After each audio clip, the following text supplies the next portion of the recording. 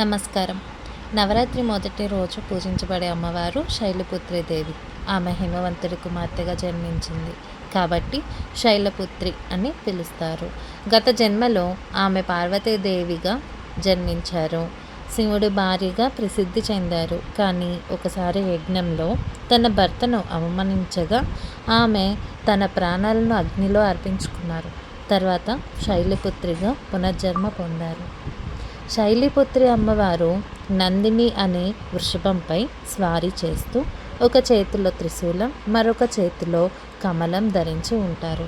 ఆమె రూపం భక్తులకు శక్తి, ధైర్యం, స్థిరత్వం ప్రసిద్ధిస్తుంది. ఈరోజు అమ్మవారిని పూజిస్తే మన మనసు బలపడుతుంది, భయం తొలగిపోతుంది, జీవితంలో కొత్త ఆరంభాలు సఫలంగా మారుతాయి. అందుకే నవరాత్రి మొదటి రోజున శైలపుత్రి అమ్మవారిని పూజించడం ఎంతో శుభప్రదం అని భావిస్తారు.